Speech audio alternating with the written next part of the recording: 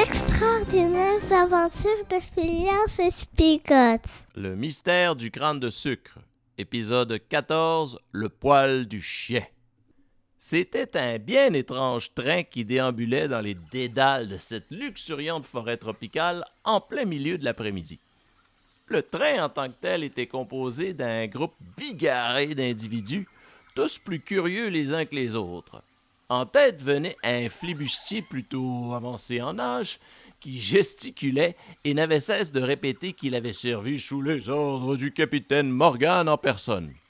Il était propulsé vers l'avant par un grand dadais efflanqué et moustachu qui tentait de le rassurer et, semble-t-il, de lui faire garder un silence raisonnable. Le grand dadais était quant à lui suivi de près par un petit rouquin bedonnant, marchant à reculons avec les bras croisés et un air des plus renfrognés.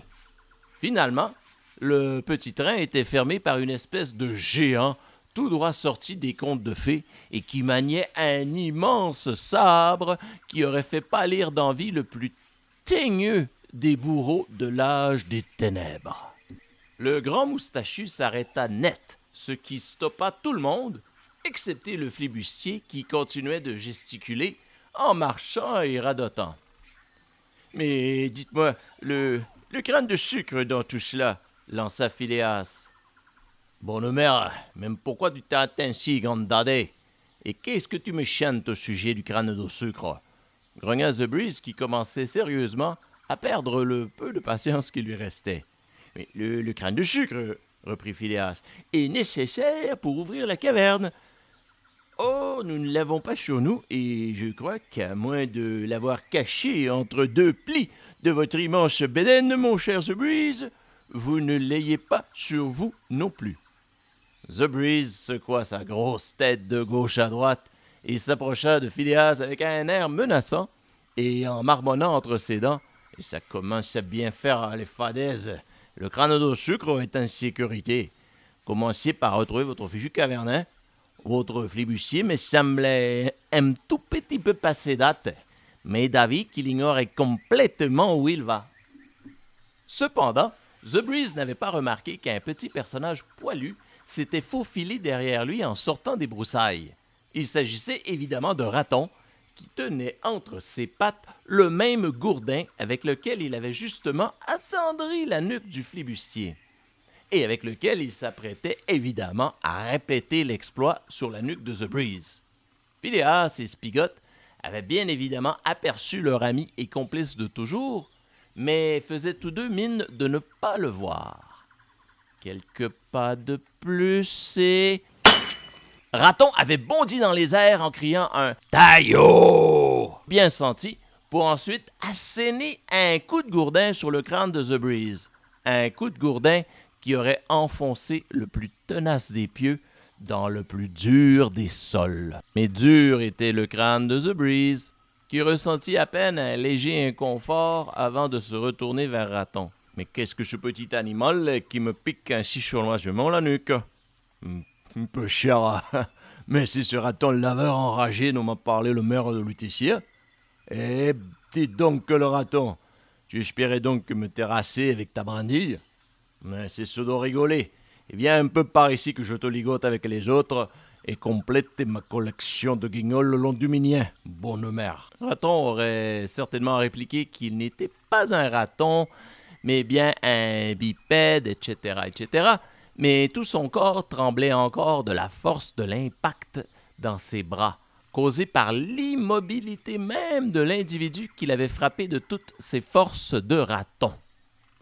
En 2 temps 3 mouvements, Raton se retrouva ligoté juste derrière Spigott, mais face à lui, et complétait ainsi la drôle de petite chaîne. Le vieux Pete, quant à lui, avait observé toute la scène avec ce même air hébété qui ne quittait plus son faciès depuis les bons soins de Raton. The Breeze l'observa longuement avant de se prononcer. « Mais qu'est-ce que vous lui avez fait, votre flibustier, pour me la mocher ainsi, hein? C'est à peine s'il peut prononcer son nom. »« Plaît-il » se contenta de dire le flibustier, qui ne comprenait en effet à rien, et qui allait de nouveau rappeler à tous qu'il avait été flibustier sous les ordres du capitaine Morgan lui-même, avant que Phileas lui-même ne prenne la parole. À vrai dire, notre ami raton que voilà l'a peut-être un tout petit peu attendri au gourdin, ce qui lui a fait bien momentanément perdre quelques fonctions cognitives çà et là, dirons-nous, et encore des gens de tourloupe, grogna The Breeze. La plus pure vérité, messire, Balbutia Spigot en tentant de rattraper le jeu. Pete ici présent souffre d'une toute petite amnésie, bien fâcheuse en l'occurrence, mais sans doute passagère et... Mais The Breeze ne l'écoutait plus. Il avait ramassé le gourdin de raton par terre et en tapotait la paume de sa main gauche pour en tester le poids et la fermeté. « Je vais vous le soigner, moi, votre flibustier, hein, avec une bonne vieille méthode de chez nous, c'est-à-dire celle du poil du chien. » Le poil de chien, vous voulez dire, le reprit Phileas pour qui la précision et la grammaire étaient fort importantes. « Non, messieurs, le poil du chien, quand un chien t'a mordu. C'est le poil de ce même chien qui te remettra sur pied. Et ça, je le tiens de ma mère, paix à son âme. Le chien qui a mordu ce pauvre flibustier, eh bien, c'est ce gourdin. Et c'est donc ce même gourdin qui le remettra sur pied. » Spigot était curieux. Le remède semblait hardi, mais qui sait? Il s'avança. « Et vous allez vous y prendre comment pour le remettre sur pied avec un gourdin? » The Breeze, en guise de réponse, cracha dans ses grosses mains et s'avança vers le vieux Pete en tenant le gourdin comme une batte de baseball.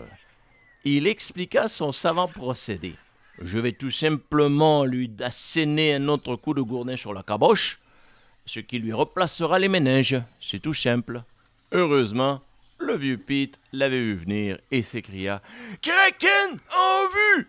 Quittez le navire! Sauf qui peut! Les femmes et les enfants d'abord! » Avant de s'élancer dans la forêt ventre à terre. The Breeze lui emboîta le pas et partit à sa poursuite en brandissant son gourdin tout haut dans les airs. « Bonne mère, revenez! Un tout petit coup, vous le sentirez à peine. » Phileas regarda les deux hommes s'éloigner. La scène avait un je ne sais quoi de surréaliste qui décidément le laissait bouche bée.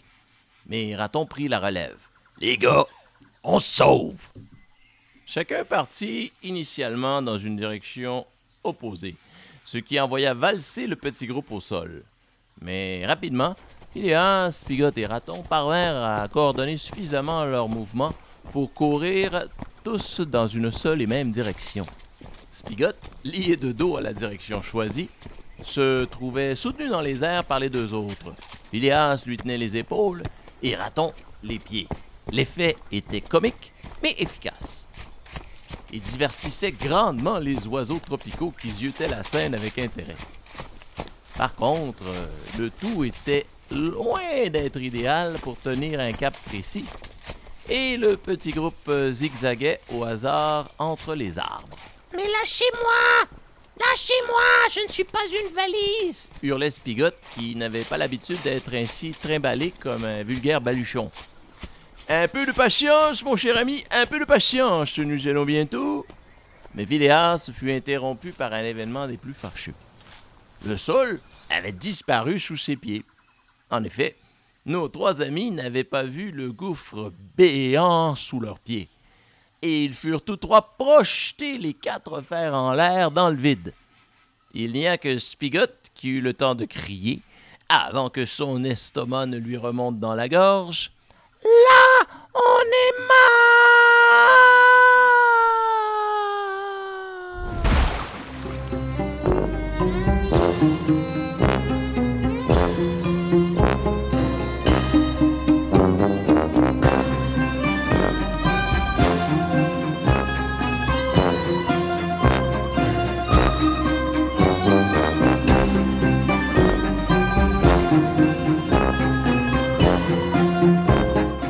Les extraordinaires aventures de Phileas et Spigot est un podcast produit avec amour par Martin Hanfield.